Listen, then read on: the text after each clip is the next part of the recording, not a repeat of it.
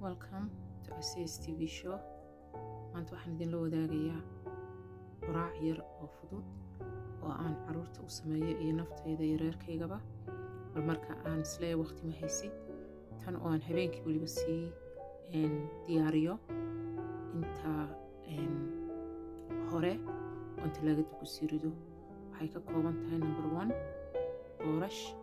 boorashka ka dabiiciga ah ee isticmaali kartaan. Kan waxa weeyaan quick 5 minutes oatkii dhaqsaha u bislaanayay. Marka isagoo aan dab gelin ayaan ku shubo 2 malqacdood ilaa 3 malqacdood intaad u baahan tahay. Ka dabiiciga ayaa ka fiican oo ka nafaqo badan haddii la helayo. haddii lagu hayo waddanka ii soo sheega meel laga helo fadlan. Marka bayska asaaska quraacdan habeenkii baan sii diyaariyaa, waan daboola afkaan ka xidha, talaagadan ku ridaa. Subaxii fruitska iyo wixii qof kasta dooqiisa ah ayuunbaa dusha lagaga dardarsanayaa. Marka baysku saddexdanba wuxuu noqonayaa isku mid, okay, oo ah 1 boorash, number 2 wuxuu noqonayaa caano. Imika odaygaygina lama joogo, soo anigii hablahayga unbaanu ahayn, marka iyaga caanaan ugu dara. Caanaha marka lagu daro boorashka si fiican bay isu dhex galaan, yacni kala qaybsamay maayaan. Aniga kayga waad arki doontaan biyaan ku darsanayo, biyuhu dushay ka soo marayaan. Marka waxaad moodaysaa kayga inuu ka badan yahay. Saaad arkaysaan boorashkii hoos buu u dhaadhacay, biyihiina korkay soo mareen. Marka waxaad moodaysaa inuu ka badan yahay, laakiin waa isku qiyaas. Caanuhu laakiin way degaan marka boorashka lagu daro. Number 3 waxaanu ku daraynaa plain yogurt, caano fadhiga dabiiciga ah ee aan lahayn wax sonkora iyo wax flavor ama dhadhan iyo kalaro. So guys, kayga markasta waad arki doontaa, waxaad moodaysaa inuu ka badan yahay, laakiin kama badna. Waa biyaha kor soo maraya ayaa badinaya. Anigu caanihii waan joojiyey, hadda ma isticmaalo. Masha Allah, caafimaad fara badan oo ka dareemay joojidaan joojiyey. Next waxaynu ku daraynaa cinnamon ama qurunful ayaa carabtu tiraahda. Qurunfulka udgoon weeyaan oo buda ah, aad buu u fiican yahay. Wax sonkoro laguma darayo, waxa alaabta lagu darayo dhan waxa weeye waxyaabo dabiici oo caafimaadka u fiican. Kadib waxaynu ku daraynaa flax seed aan mashiinka geliyo buda ka dhigay. Soomaaliga waxaa la yidhaha saliid. Saafi maaha midhihiisii, waxaan geliyay blenderka, marka budaan ka dhigay powder. Omega 3 ayaa ku jira aad u fara badan iyo fiber fara badan oo caloosha u fiican.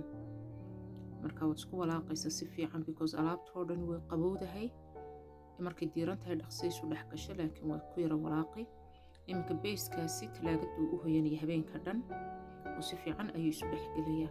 Subaxii waxaan dusha kaga dardaraya qof kasta dooqiisa wixii fruits khudrada ee uu rabo dusha inuu kaga darsado. Okay, khudradan ku darayno saddexda waan idin kala bedelaya, badanaaba isku mid baan ku darsanaa, laakiin waan idin kala yara duduwaya doorkan. Waa timir bilaa laf, waan soo jarjaray, muus iyo strawberry carabiga faraawla. marka midba mid baan ku daraya. Marka imika kale waxa weeye subaxii dambe, okay, waxyaabahaad ku dardaraysid markii intaa hore talaagada habeenka u hoyato. Anigu halkan waxaan haysto lows iyo malab isku jira. haddana sidaa ku heleen dhib ma laha. malabkii sidiisiiya ayaad ku darsanaysaa oo halkii sonkorta gelaya. lowskana isagoo qalalan ayaad soo qaadan oo aad ku dari. haddaad helaysid lowskii iyo malabkii isku jirana waa okay. marka mid kasta malqaad baan ku darayaa. halkaa waa malabkii iyo lowskii israacsan. okay, ilaa hadda saddexduba isku alaab ayaa ku jirta. kiyan biyaha ku daray waa kaas uu ka hor buuxsamayo kuwii kale. anuu banadanaaba kaa kuma cuna, hadha waan korogay sixni godan ayaan ku shubtaa si aan si fiican isugu walaaqi karayo cuntadii ku dhex jirtay. ka labaad waxaynu ku daraynaa banana, muus.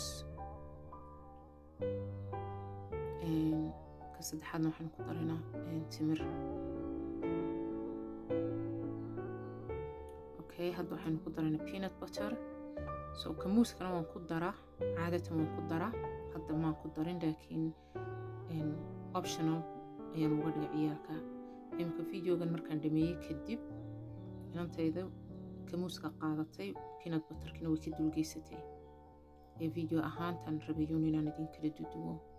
So kan timir iyo peanut butter baa ku jira, ka dhexna waxa weeyaan bananas, kan strawberry baan ku darayaa. So iyakaba strawberry baan ugu darayaa hadhowto video markuu dhamaado intooda dusha way kaga geysan karayaan.